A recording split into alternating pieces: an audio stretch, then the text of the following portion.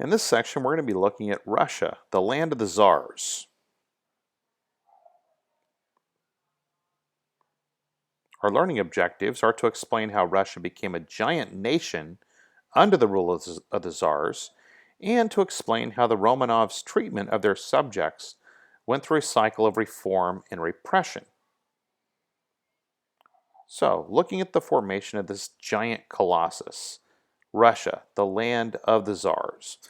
By 1815, Russia was not only the largest and most populous nation in Europe, but also a major world power.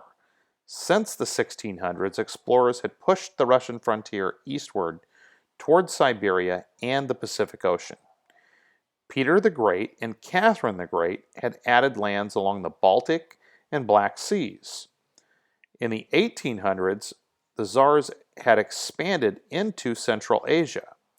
Russia had thus become a vast multinational empire, part European and part Asian.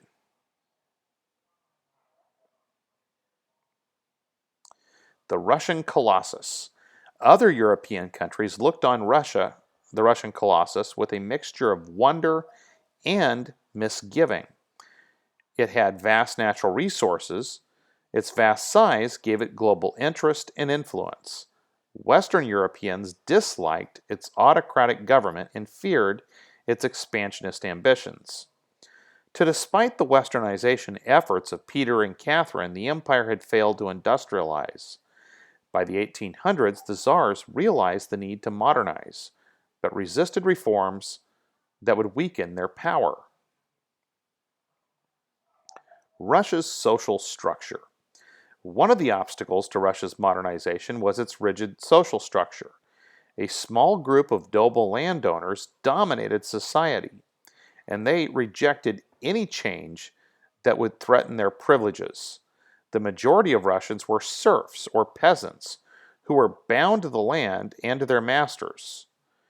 For centuries, the Tsars had ruled Russia with absolute power.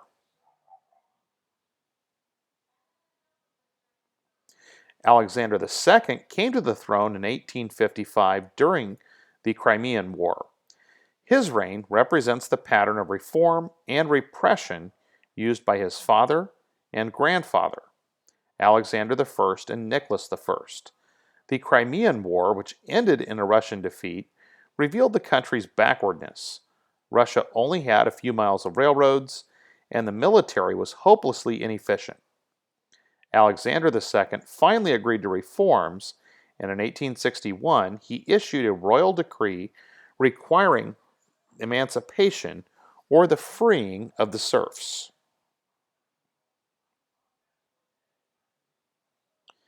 Along with emancipation of the serfs, Alexander set up a system of local government.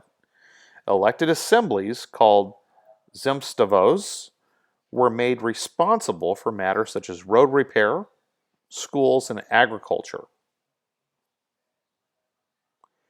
Through this system, Russians gained experience with self-government on the local level. The Tsar also introduced other reforms like trial by jury and eased censorship. Military terms were reduced and brutal discipline was limited. Alexander also encouraged the growth of industry in Russia, which was still heavily reliant upon agriculture. Revolutionary currents. Alexander's reforms failed to satisfy many Russians. Peasants had freedom, but not land.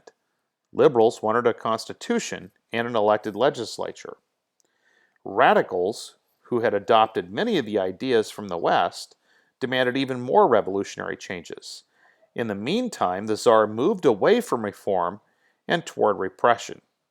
In the 1870s, some socialists went to live and work among the peasants, preaching reform and rebellion.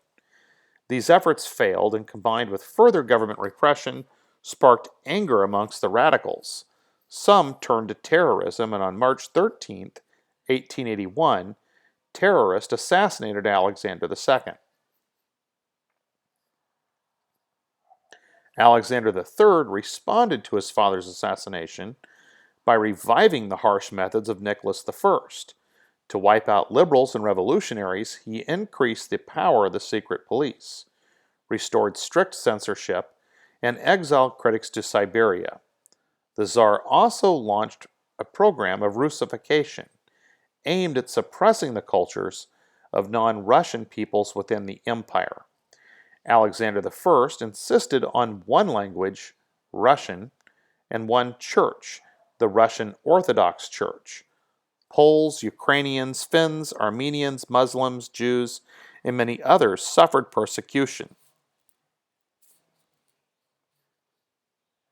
Persecution and pogroms. Russia had acquired a large Jewish population when it carved up Poland and expanded into the Ukraine. Under Alexander III, persecution of the Jewish people in Russia increased. Official persecution encouraged pogroms, or violent attacks on Jewish people. Gangs beat and killed Jewish people and looted and burned their homes and stores. Large numbers of Russian Jews became refugees that fled to the United States. The drive to industrialize. Russia finally began to industrialize under Alexander III and his son Nicholas II. By the 1890s, Nicholas's government focused on economic development. The government focused on building railroads to connect iron and coal mines with factories and to transport goods across Russia. It also secured foreign capital to invest in industry and transportation systems such as the Trans-Siberian Railroad, which linked European Russia with the Pacific Ocean. Industrialization brought many of the same problems seen elsewhere, including low pay, long hours, and poor working conditions. Socialists passed out pamphlets promoting the ideas of Karl Marx at factory gates. And this brings us now to an incident known as Bloody Sunday. News of military disasters in the Russo-Japanese War unleashed pent-up discontent created by years of oppression. Protesters poured into the streets. Workers went on strike, demanding shorter hours and better wages. Liberals called for a constitution and reforms to overhaul the government. A young Orthodox priest organized a peaceful march for Sunday, January 22, 1905. Marchers flowed through the streets of St. Petersburg towards the Tsar's winter palace. Fearing the protesters, the Tsar fled and called in soldiers. Troops opened fire on the protesters on Bloody Sunday. The Revolution of 1905. In the months that followed Bloody Sunday, discontent exploded across Russia. Strikes multiplied. In some cities, workers took over local government.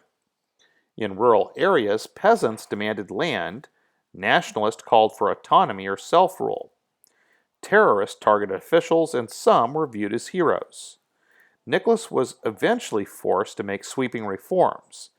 He called a Duma, or elected national legislature, and announced that no law would be passed without the approval of the Duma.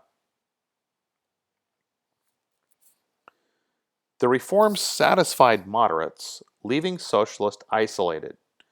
These divisions helped the Tsar, who had no intention of letting strikers, revolutionaries, and rebellious peasants challenge him.